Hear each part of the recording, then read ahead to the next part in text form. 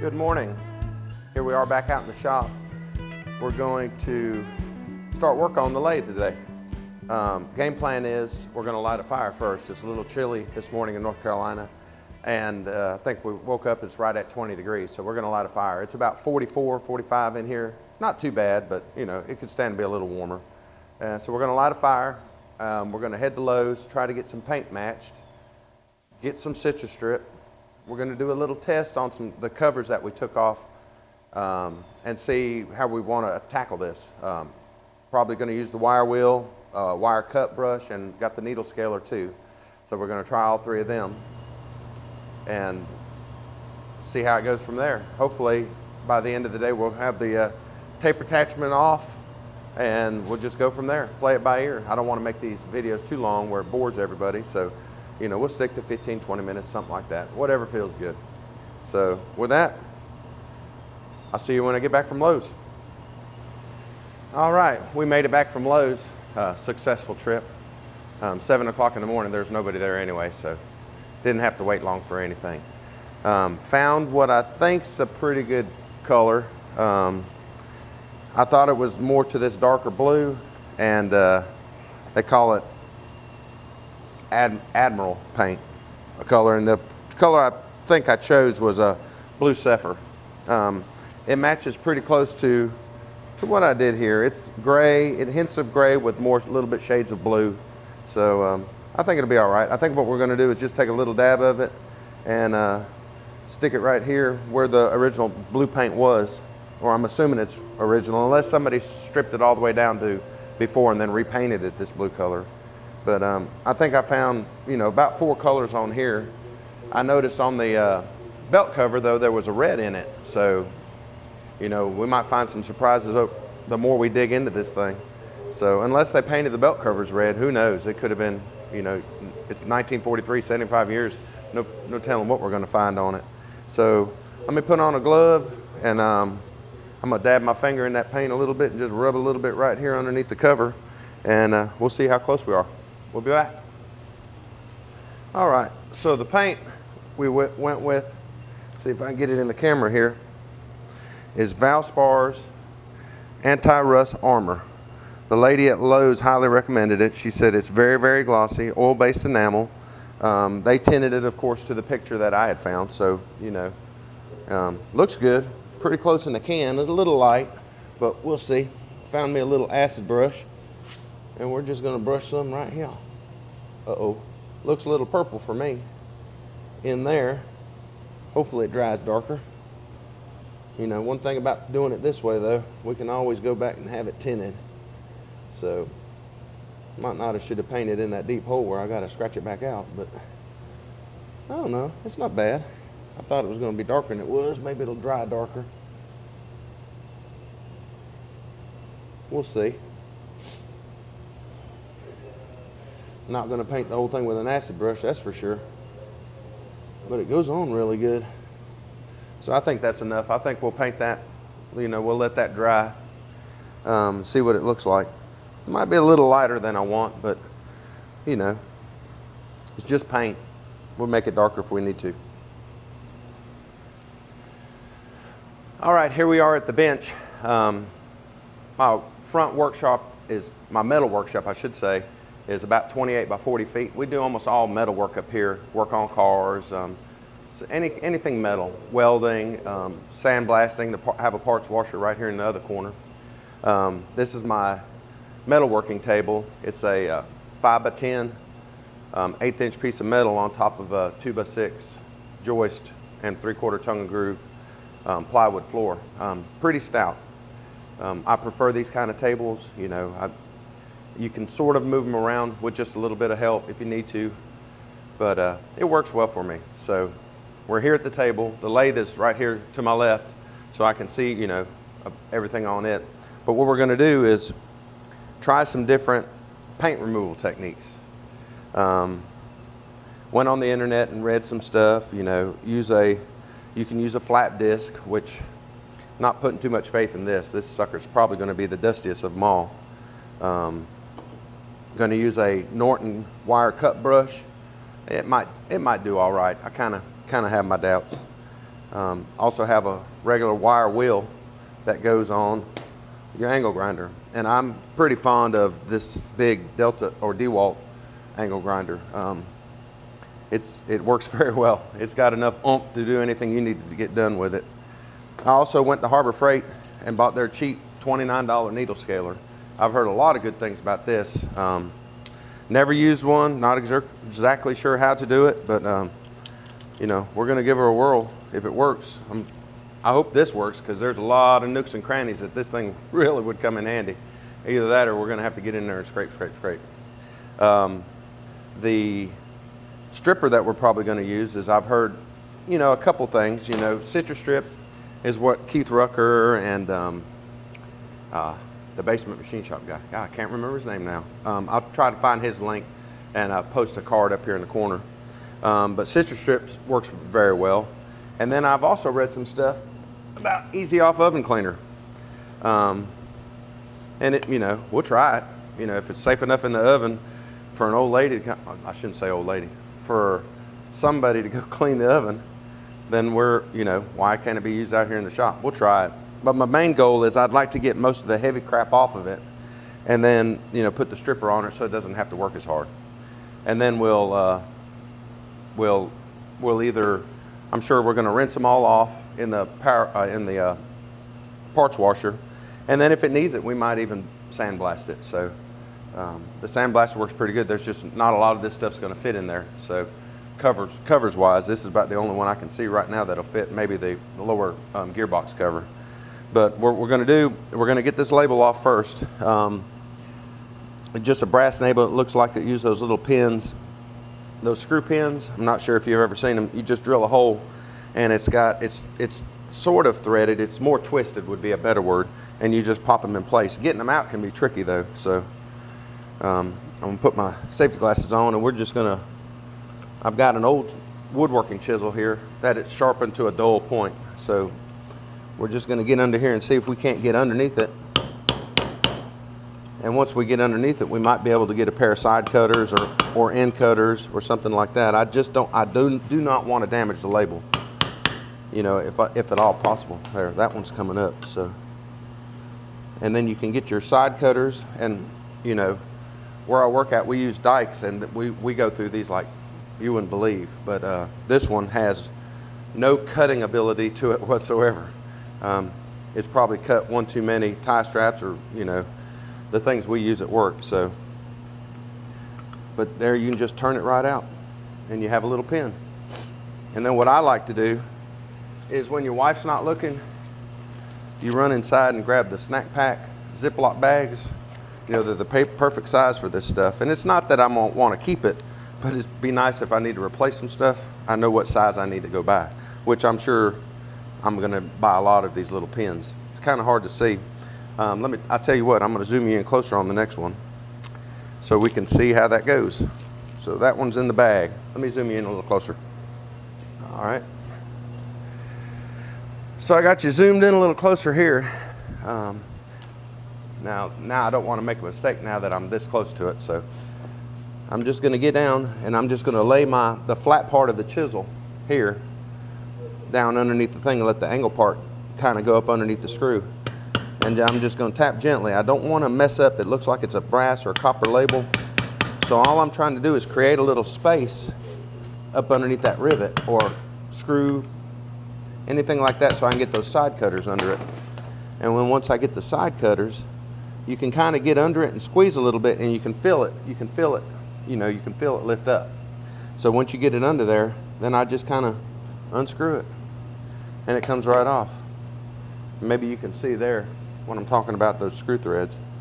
So what you do is, you know, you just drill your appropriate size hole. You put that in there, pop it in there, it kind of screws itself in. Worked, you know. Been on here for 75 years, I hope. We'll find out what the original paint color was here. Hopefully. I don't think anybody else has gone through this trouble to take this off. So that one come up pretty easy. And then I can just kind of twist and work my side cutters under it, and off it goes. There it is. Pretty nice, pretty snazzy looking label right there. So we'll save all this. We're going to put it in our parts bag. So, you know, it's pretty obvious where this goes, so I'm not going to label it. But, you know, you can take a Sharpie pen and write across the label exactly what it is. You know, stack these up. Usually I put them in a 5-gallon bucket, and then, or a gallon bucket, or some kind of pail, so I know where every part goes with it. Another thing you can use, and it's stuck to the table here, is a magnetic tool tray. It's great for screws and stuff. These are the screws that come off the end of the cover. You know, they had a mismatched bolt in there, which we're definitely going to replace this one. You know, heck say it doesn't belong where that went, so we'll definitely do that. So I'm going to zoom this back out. I'm going to go get that paint chip color, and we're going to look at that, see if that matches. We'll be right back. All right, so I went and got the paint chip color, and looking at it, I swear that Blue Zephyrs looks like it's going to be really, really close. The Admiralty, or however they call it, I'm going to call it Admiral Blue, is just a little too dark. This one looks about right. That one's light. It matches more up in here, maybe a little bluer than this gray, which is that industrial gray that everybody paints everything. You know, I like that Zephyr Blue. So hopefully that's what it comes out to be. All right, so let's go. Let's see which one we're going to try first. Which one I pin my hopes on the most that works. Yeah, let's try. Let's just start with one. Unplug this sucker so I don't cut myself. And we're going to try let's try the wire wheel first.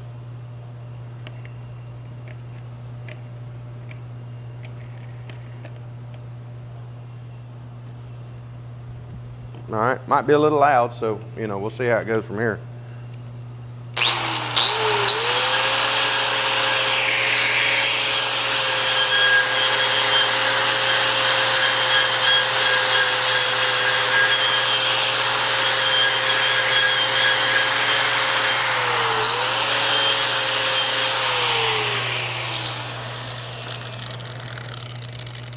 Well, it gets the crusty paint off pretty well. But man, the original paint is still down there. And where'd that paint chip go? Probably bit the dust here. There it is. Let's do that paint chip one more time. Yeah, Blue Zephyr's it. Man, I hope she mixed it right. It's still looking a little purplish over there on the lathe, but we'll let it dry. We'll give her a chance. This works pretty good. I got a fan blowing. My heater's running, and I have an exhaust fan, which is an attic fan that's mounted sideways in a window on the other side of the shop. And I have a window open over here, so I have cross ventilation coming out through here. Probably still wouldn't hurt to put a dust mask on. And I probably would if I was doing this more and more, but I don't want to. I want to talk to you, and you know, we're just trying things out. So that worked pretty well. You know, I'd hate to do the whole lathe like that, but we'll see. It got most of it off, I got to admit that. So let's take this off, and then go for the try the cut brush.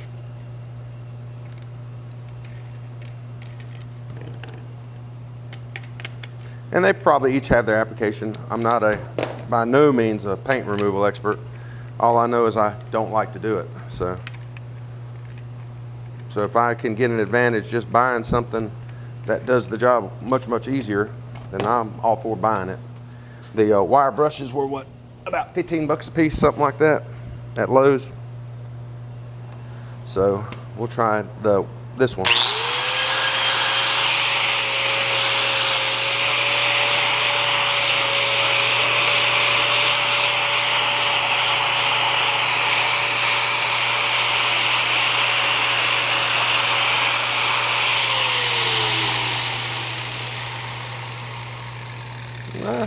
It did all right.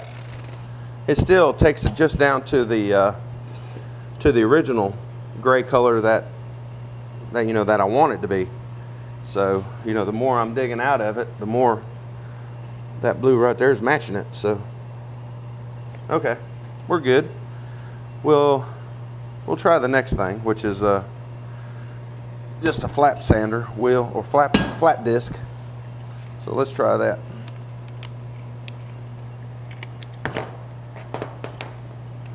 Oops. Need the other part here across the table.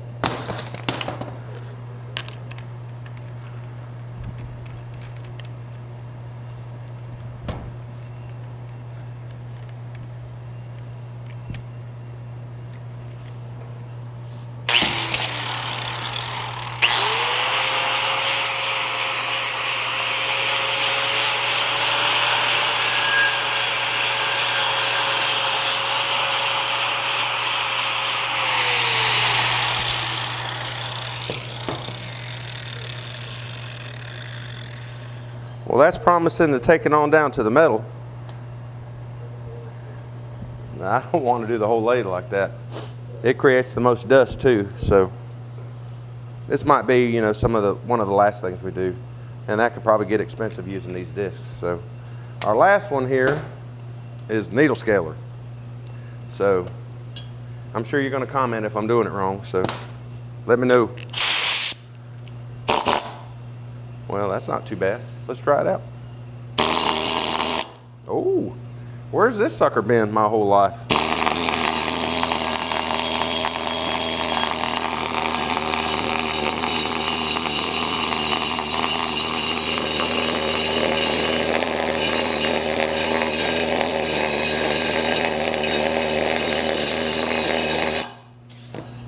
Well, that took no time at all. So I'm gonna go needle scaler for the win here. It just busted that old stuff off like it was nobody's business. So, you know, the original paint's still stuck on, but you know, the only thing that took it off was the flap disc. So my main goal was to get down as far as I could, and then I'm still gonna use a chemical stripper on it. So I just want all the big crap off of it. So there's no need making this stuff work harder than it should. So I think what I'm gonna do is I'm gonna go ahead and just needle scale this whole thing. I'm gonna put it on a dust mask, needle scale this whole thing, and when I get done, I'll bring it back. We might put a piece of tape over it, put some citrus strip on one side, easy off on the other, let her sit, and come back tomorrow and see what it looks like. So, you know, I'll bring you back.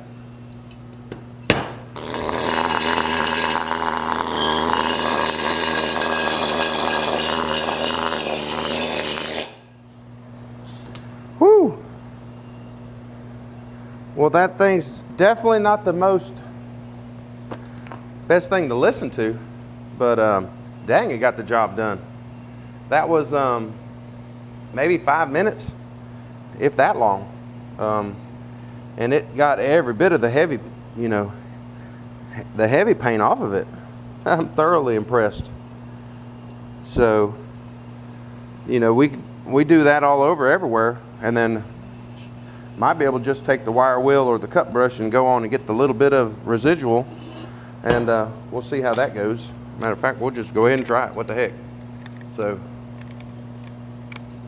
let me switch out this flapper disc and put the cut brush back on, which it seemed the most promising at the time. And then, well, shoot. Nothing ever works when you're trying to film it, right? Well, daggone. Oh, there it goes. All right, plug this sucker back up. And eye protection.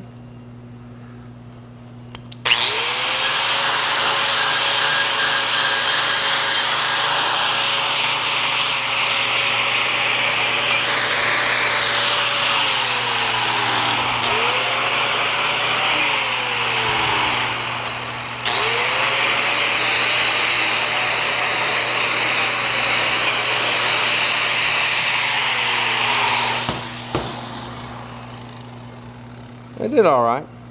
So it is. I thought it was just a press piece, but it's cast iron too. So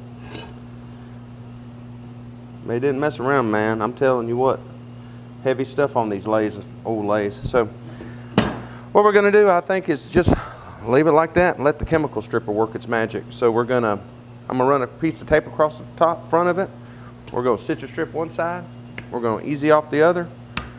Let it sit however long it needs to sit. Clean her up.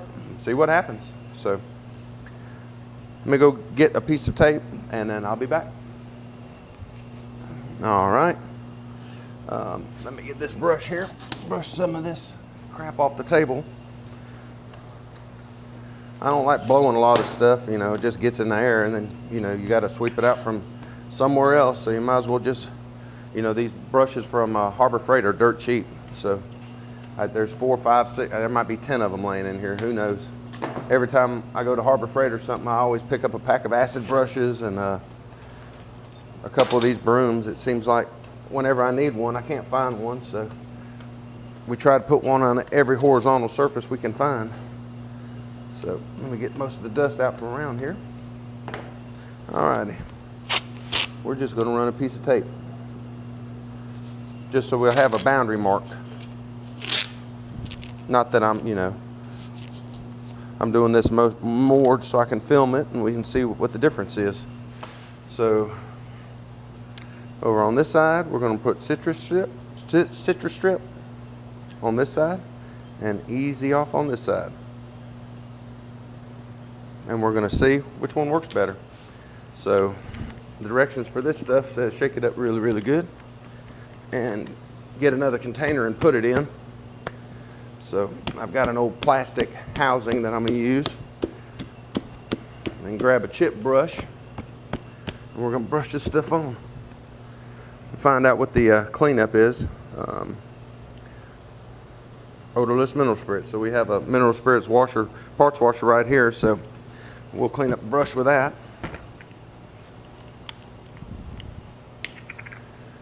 It says it's, you know, fairly safe, so we're going to assume that it's safe.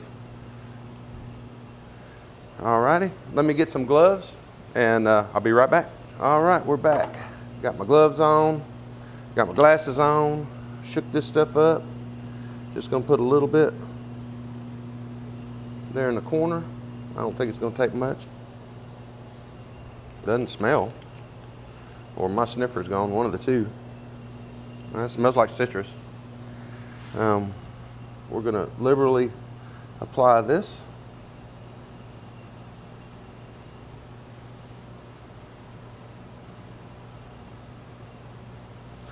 And see what it does. I hope this works better than the Easy Off. I don't want to go buy a bunch of cans of Easy Off, but whatever takes it off the best is probably what I'm after.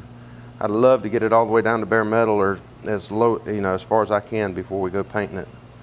So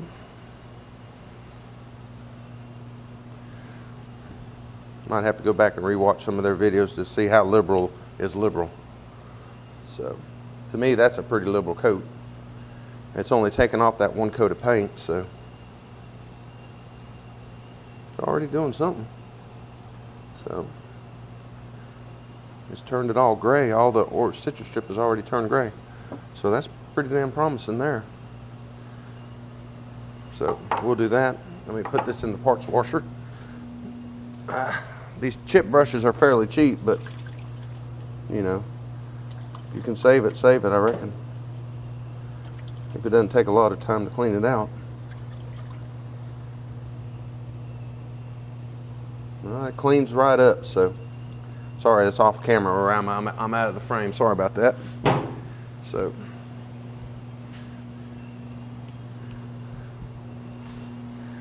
So using a chip brush for 2 minutes, I hate to throw it away already. So. We'll leave that right there. And then next is the Easy Off. So let me turn this sucker away from my face. I've seen my mother use this stuff many, many times, but I have a self-cleaving oven, so we just crank it up. No smell with this so far. No fumes. I'm going to put a liberal coating on it. Of course, that went on fairly quickly. So, all right. See you in 24 hours. We'll take a look at that sucker and see what happens there. Hopefully it works well. We'll see. That citrus strip side already looks like it's doing its thing. So, I can't smell either one of them. Maybe a little chemical smell, but I don't know if it's from the propellant or from the chemical or what it is, but it's, you know, tolerable. We'll leave it at that. All right, let's see how that does. 24 hours. So, see you back here tomorrow, I reckon. Well, good morning. Here it is 24 hours later. We're back out in the shop. Another chilly morning, but it looks like it's sunshine. It's going to warm up quite nicely.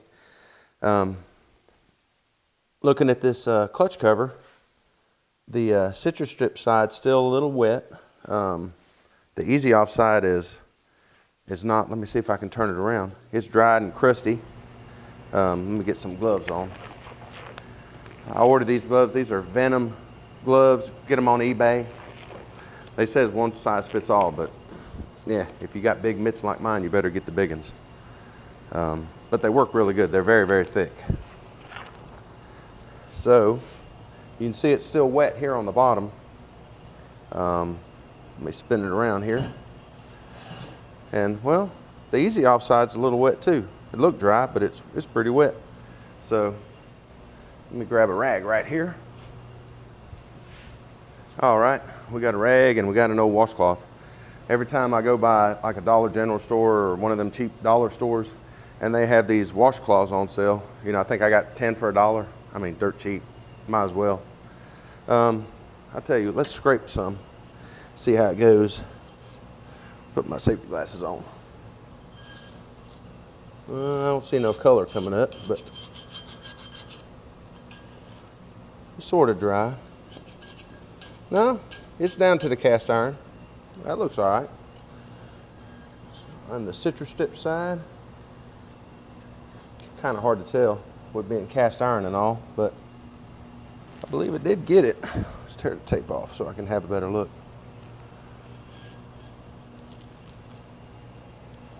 Let me go right across the tape here. About the same. I'll tell you what, let me go scrape this sucker down and wash it off and we'll be back. All right, we just took it out of the parts washer. Looking at the citrus strip side, looks very good. I think those are casting marks. I don't think that's, oh yeah, definitely casting marks. Looking at the easy off side, I don't know.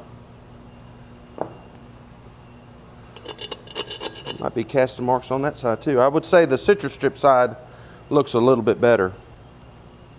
Kind of hard to tell with this casting. No, there's still gray paint up here. So yeah, citrus strip for the win here. I think I just have to take that wire cut brush and go right over it, and it'll be no problem. So what I think I'm going to do is citrus strip these other covers, and then we're going to power wash them. I'm not power wash them. Put them in the parts washer and clean them up, and then let them dry, and we might even get a little paint. But this was my main goal, to see which one I wanted to do, the citrus strip or the easy off. We might use a combination of both, maybe. If I can get that, you know, easy off to spray in some nooks and crannies, we might use it. I mean, it did okay. The citrus strip side definitely came off easier, so in the washer. You know, on that beast, it might be something else. So I think we'll continue on. Citrus strips next. Get these covers done, and then we'll start working on taking stuff off the big part of the lathe. See you next time. This is George, Ham Radio Friends 7-3.